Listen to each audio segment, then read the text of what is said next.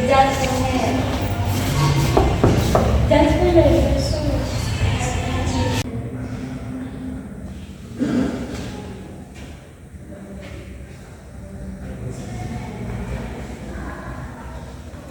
Selamat pagi adik-adik. Pagi Ibu. Selamat masuk. Terima kasih. Mari silakan duduk. Terima kasih Ibu.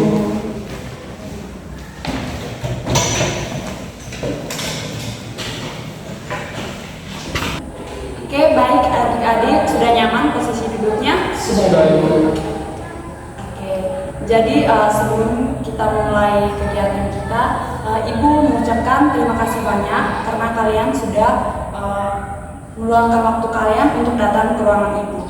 Jadi sebelum kita mengawali kegiatan kita pada hari ini, alangkah baiknya kita mengawalinya dengan doa. Jadi di sini Ibu akan memimpin kita dalam doa.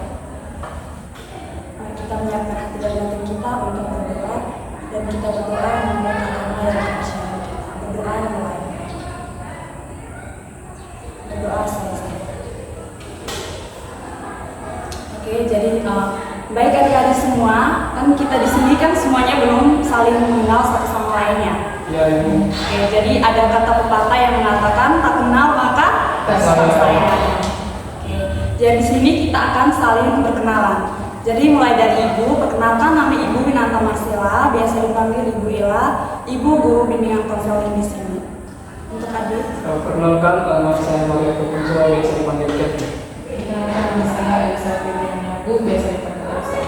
Perkenalkan nama saya Sidika Limanuar, biasa disebut Sini. Perkenalkan nama saya Ini Siraja, biasa disebut Ini.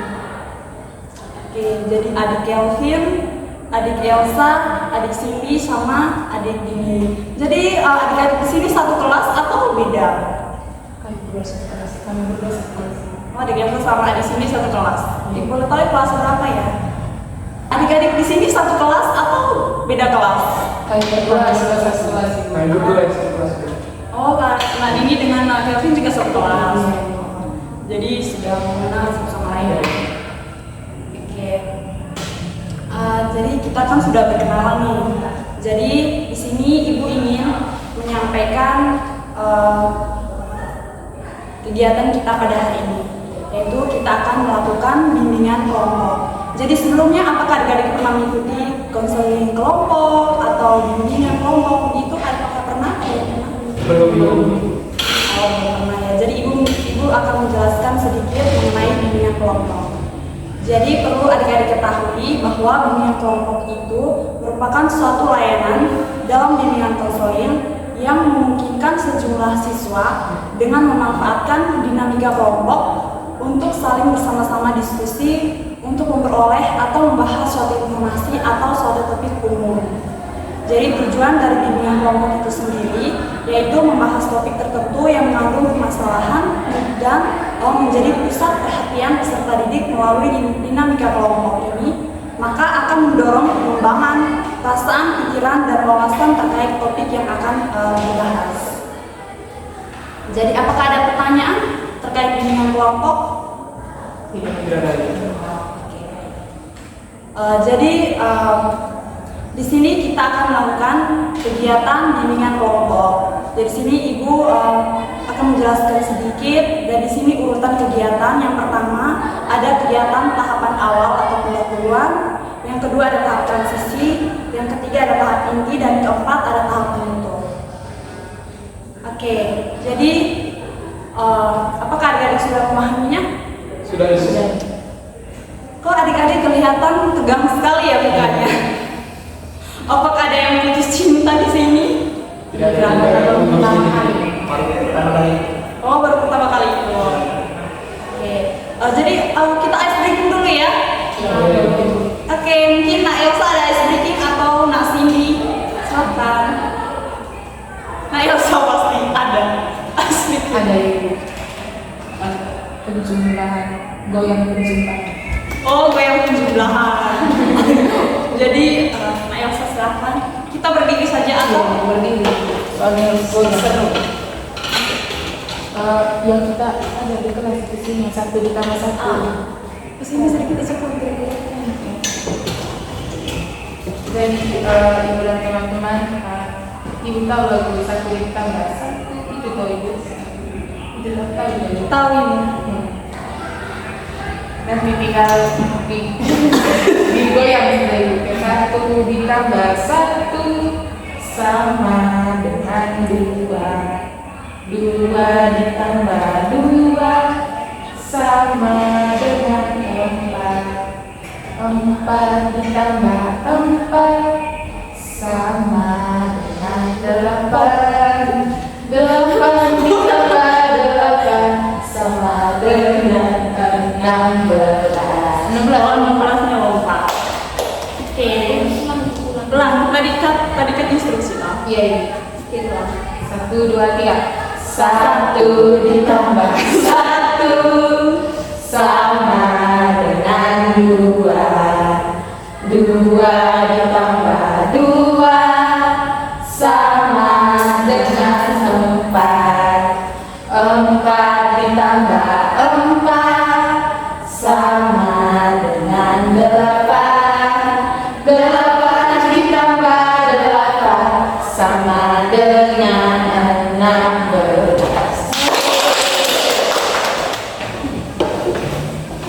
Oh, seru. Gue adik terima kasih. Apa anaknya yang seru? Seru ibu. Mau ulang atau Ya. Udah pas ya. nanti gue yang sendiri di kelas ya? Baik adik-adik, di sini juga ibu akan menyampaikan beberapa aturan yang harus kita lakukan dalam bimbingan kelompok. Jadi ada dua aturan, itu aturan atau perilaku yang boleh dilakukan dalam bimbingan kelompok dan yang tidak diperbolehkan dalam bimbingan kelompok.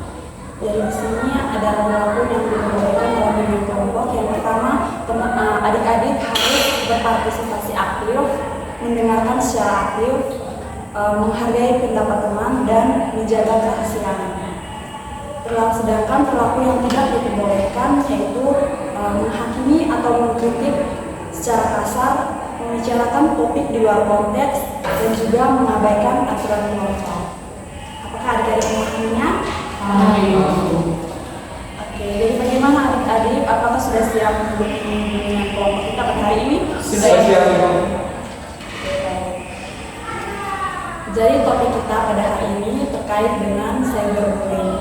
Jadi ibu mengambil topik cyberbullying ini dilihat dari permasalahan belakangan ini di sekolah kita, kebanyakan yaitu bullying dan salah satunya cyberbullying.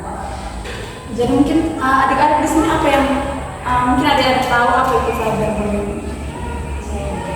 Iya, Jadi cyberbullying itu tindakan menghakimi orang atau mengkata-katai orang di media sosial.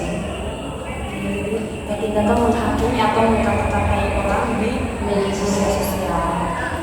Oke, jadi adik-adik, jadi perlu kita ketahui cyberbullying itu merupakan perundungan atau yang lebih dikenal dengan istilah bullying. Itu merupakan kesenjangan, perulangan perilaku maupun kebiasaan negatif dengan menggunakan teknologi informasi dan komunikasi seperti email, pesan instan, serta situs personal oleh individu maupun kelompok dengan maksud menyakiti orang lain. Misalnya status-status di WA, di Facebook, seperti itu. Mungkin adik-adik ketahui penyebab dari cyberbullying tersebut?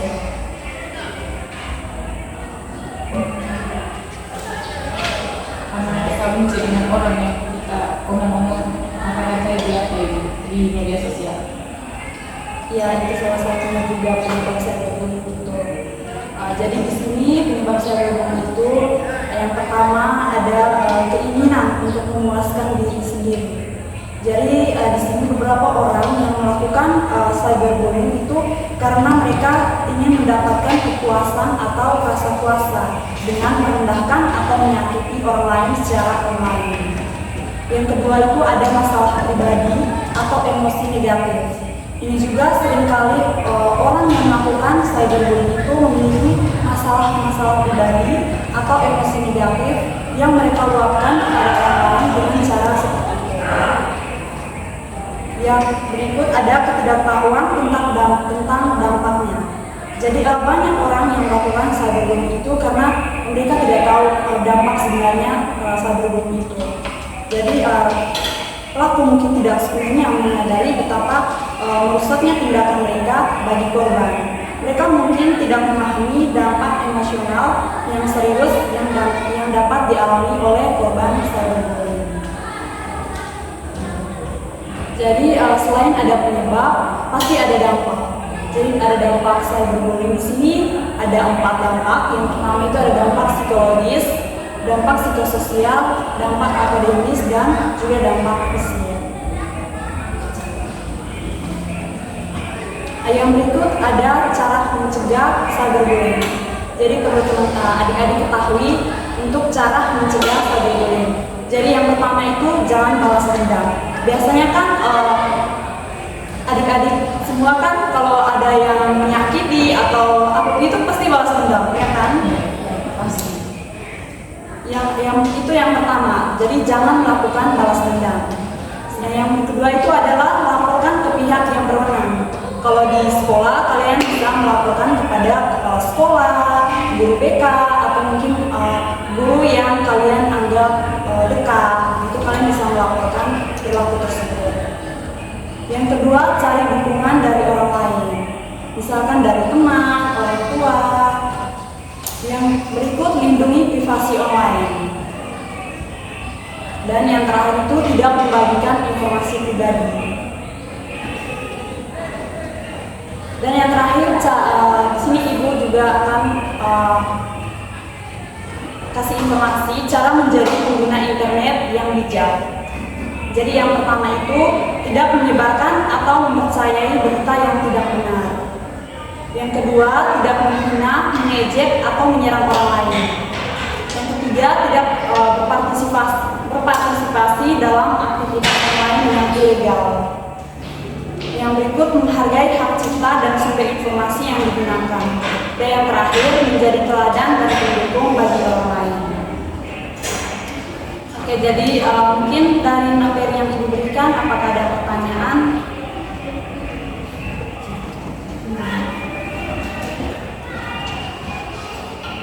Sudah pas. Oke, jadi kalau sudah pas, di sini ibu punya satu video. Nanti kalian silakan ditonton ya. Mungkin Aisyah bisa lihat. Bisa ya?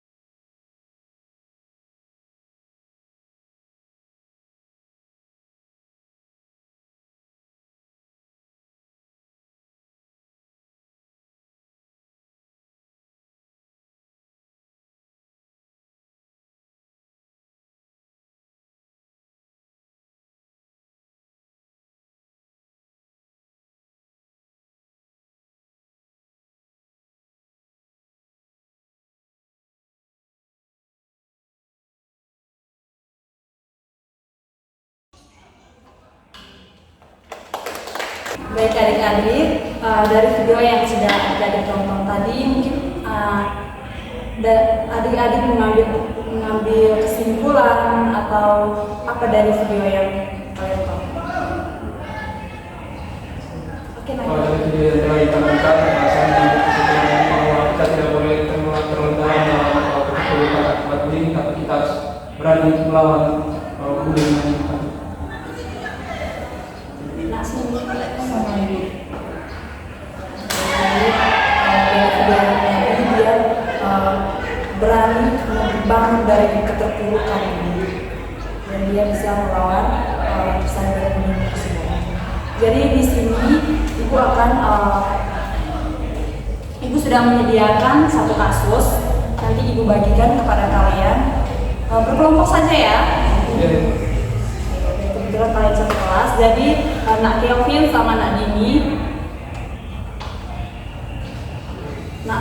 sama materi. Nah, jadi di situ sudah ada instruksinya di bawah ya langkah-langkah dalam pemecahan kasus. Jadi yang pertama kalian membaca dan memahami kasus tersebut. Dan yang kedua, kalian mengidentifikasikan masalah utama dari kasus tersebut. Yang berikut, kalian menganalisis kasus tersebut, faktor penyebab, latar belakang dari kasus tersebut. Terus kalian mencari solusi untuk mengatasi kasus tersebut dan memilih solusi yang terbaik serta dapat menerapkan solusi tersebut secara praktis dalam kehidupan. Oke, silakan. Oke, Bu.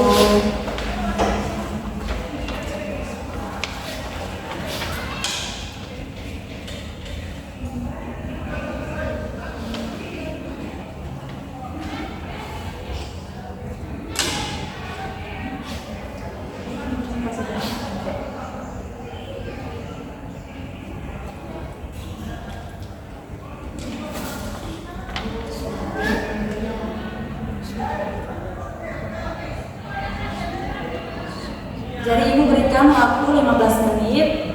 Apakah cukup 15 menit? Cukup untuk kalian menganalisis. Lalu kalian presentasikan ya. Iya, Ibu.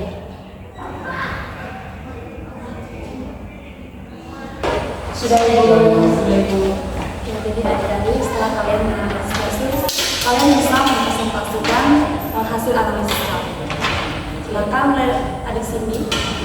Jadi baik dari kelompok kami. Jadi masalah utamanya itu adalah pelaku yang cemburu dengan pelapor karena kedekatan pelaku dan pelapor.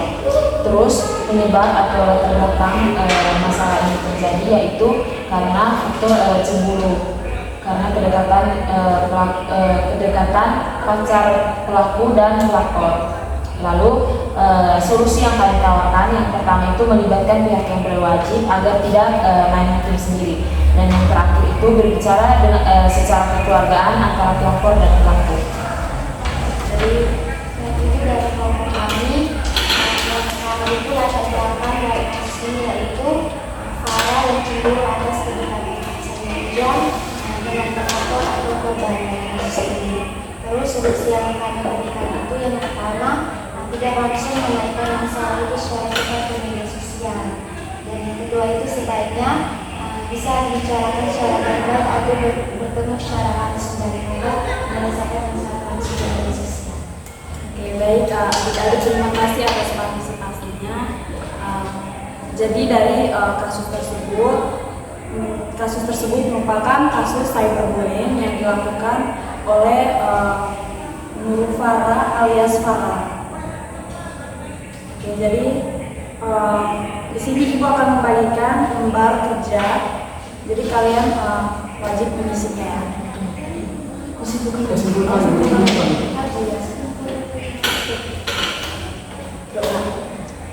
Oke, baik. Jadi adik-adik, terima kasih atas partisipasinya. Kalian sudah memecahkan kasus ini. Jadi dari contoh kasus tadi itu kasus cyberbullying yang dilakukan oleh Farah, yaitu dia melakukan penghinaan melalui media sosial Facebook.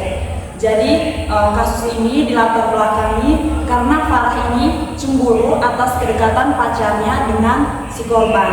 Lalu ia membuat penghinaan melalui media sosial Facebook. Oke, jadi dari kasus tersebut solusi yang adik-adik sudah berikan tadi yaitu kita harus melapor ke pihak yang berwenang. Jadi mungkin dari itu saja. Mungkin dari adik-adik sudah. Oke, jadi baik di sini ibu sudah menyiapkan lembar kerja. Jadi kalian bisa mengisi.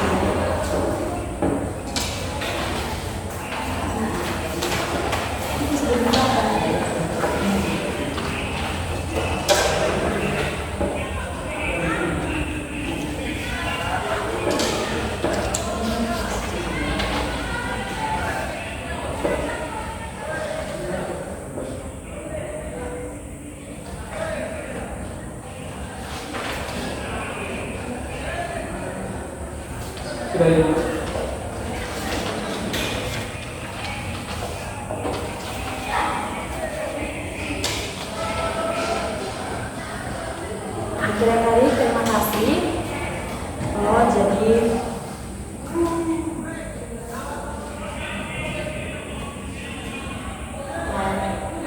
adik-adik, terima kasih karena kalian sudah sangat berpartisipasi aktif dalam kegiatan bimbingan kita pada hari ini.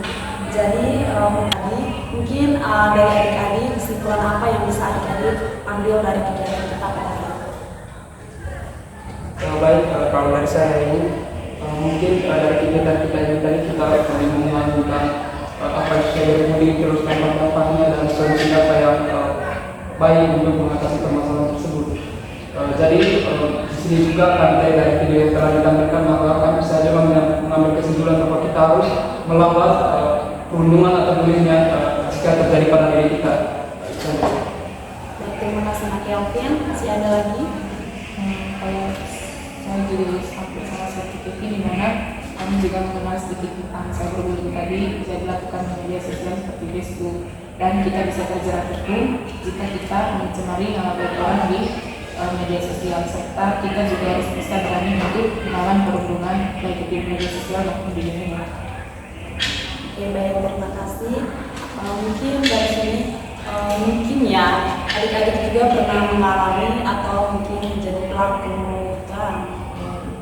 dalam kehidupan sehari-hari. Untuk itu kalau misalnya adik-adik menjadi korban dari cyberbullying ini, adik-adik bisa melawannya atau bisa melaporkan kepada pihak yang berwenang. Oke, jadi baik, mungkin hanya itu saja kegiatan kita pada hari ini. Ibu akan membagikan lembar evaluasi hasil. Nanti adik-adik isi ya.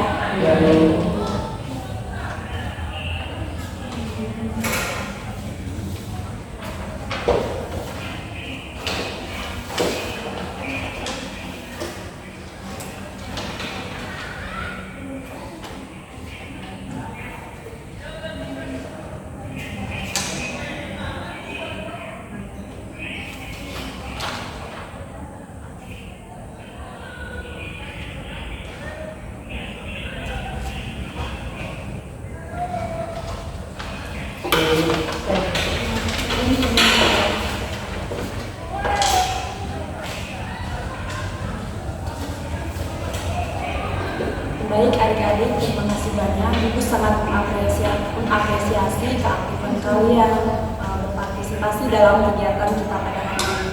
Jadi mungkin sampai sini saja kegiatan bimbingan kelompok kita pada hari ini. Jadi minggu depan kita akan bertemu kembali pada jam dan waktu yang sama, tempat yang sama, dan jam yang sama. Untuk itu kita mengakhirinya dengan doa. Kepada adik ini kita berdoa.